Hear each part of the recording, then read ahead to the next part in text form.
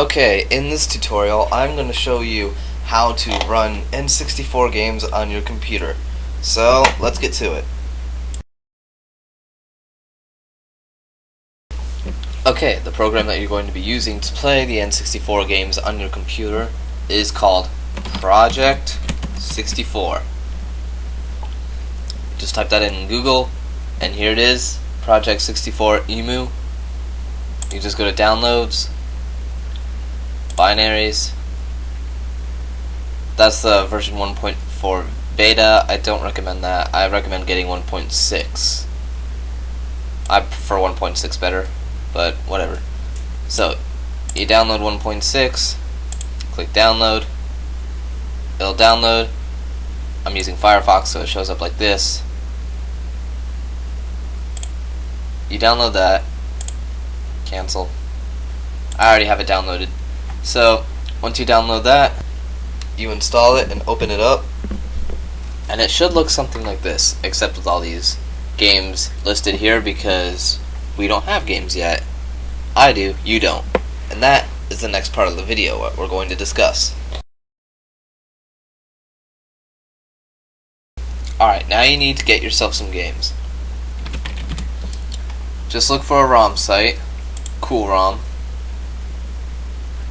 I prefer Cool ROM. I used to go to Dope ROM, but apparently Dope ROM isn't working anymore for some unknown reason. ROM files. You look N64. And let's go with Banjo. Banjo-Tooie, Banjo-Kazooie, whatever we find first. Banjo-Kazooie. Classic game. You click on Banjo-Kazooie. Please wait 10 seconds. Wait 10 seconds.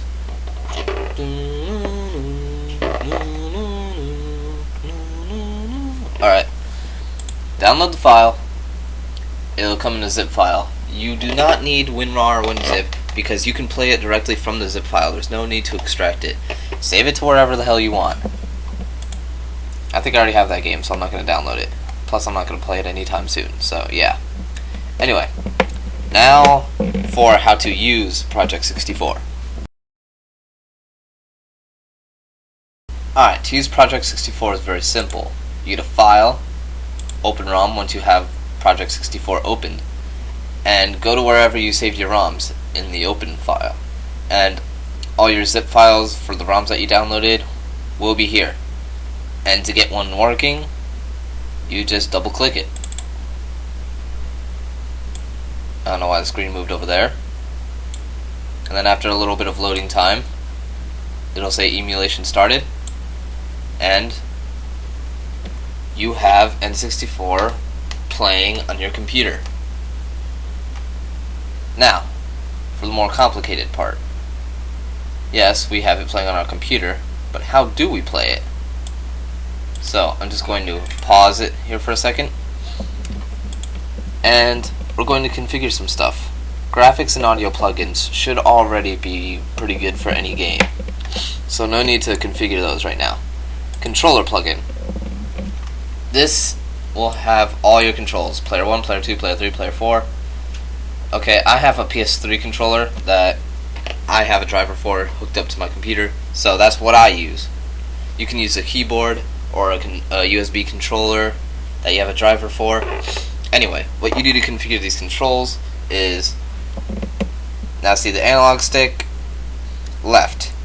So, if you have a controller, you just click the button and press left on the analog stick on the controller before the seconds run out, and it'll read it as the control, that certain thing. Yeah, anyway. Or if you just want to use a keyboard, you just press it and press left, press a little button, press left, and it'll say left. Same thing for these. If you want a certain button to be A, then you just click the little button and push whatever you want to be the A button. Same thing for the C buttons and all this shit. Digital is like the pad. Not the analog, the pad. The D-pad. Anyway. Make sure if you have a controller, you check controllers plugged in. and I think this is sensitivity for the analog stick or something like that. And this is your controller selection. If you have a controller, you just press this and select the controller that you're using, or if you're not using a controller, you press none to use your keyboard. And that's pretty much it for the controller settings. There is also cheats that are automatically built in to the Project 64. Once you run a game, you just press cheats and it'll automatically generate some cheats. So for this Conqueror's Bad Fur Day ROM, we have a lot of cheats here. We have infinite bombs, infinite health, max lives, oxygen, press L to levitate for all these players, all kinds of cheats like that. Play as, you just double click anything that's in these parentheses when you have that option. See, like player 1, play as option 1, and then double click it, and it'll give you all these options. Play as a weasel, Teddy, or Wessel, however you pronounce that. Combat Squirrel, Conquer, Ugga, Bald Caveman, Mohican Caveman, Neo Conquer, and all that shit. And so once you have all that set up, you're pretty much good to go for playing N64 on your computer. And that's pretty much all there is to it. And the program is called an emulator, and it's not limited to Nintendo64.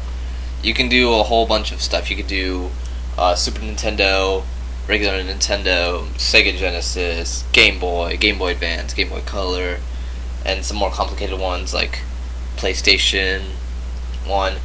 Not newer generation consoles though, because they take up a lot of memory and they usually run pretty slow if you can manage to get them running at all. So yeah, I will upload more videos about how to do other emulators, more complicated ones like the PlayStation, in the future. But for right now, that's about it. So I'm going. See you later.